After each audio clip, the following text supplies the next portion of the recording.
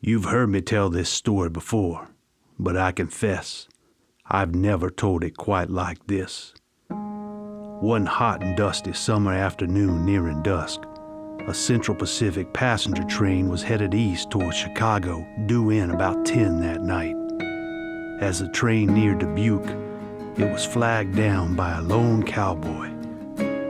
Thinking that perhaps a small bridge had been washed out by recent rains, the conductor, with his 7-year-old son Jack sitting by his side, brought the engine to a lumbering stop. As soon as the wheels of that steel machine were silent, bandits emerged from the mist and entered the train like lightning. The conductor and passengers were stunned as several armed men demanded to know from the conductor which car belonged to the Sacramento Mining and Trust Company. When they got the information they wanted, they knocked out the conductor, grabbed Jack, and headed for the freight cars. Other bandits, disguised as passengers, flashed their six-shooters to keep everyone still and quiet. A few minutes later, the passengers heard the explosion of dynamite blasting open the safe, giving the bandits access to millions of dollars in pure, refined gold from the mines of California. Over $2 million of gold was stolen from the train that night. Little Jack, now at the mercy of these outlaws, watched as they loaded their gold onto wagons and headed north with him at their side. After riding through the night, they arrived at their hideout the next afternoon, where they buried the gold in a cave.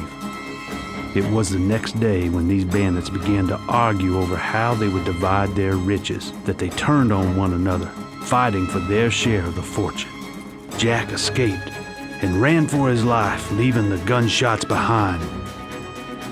When he returned an hour or so later, there were no survivors. That was almost 80 years ago. Today, the bank that lost its gold in that heist doesn't exist. But two of the nation's largest mining and trust companies have been hired to find the hidden treasure. The Carson City Trading Company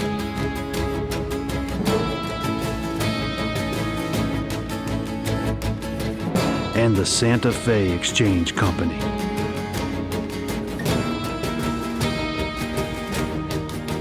The fact is, the only person alive who knows where that gold is me.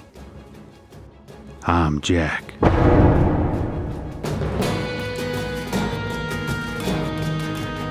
This week, I'll provide the necessary clues to the most deserving company to find that gold here at Pioneer Days 2011. Are you ready to stake your claim?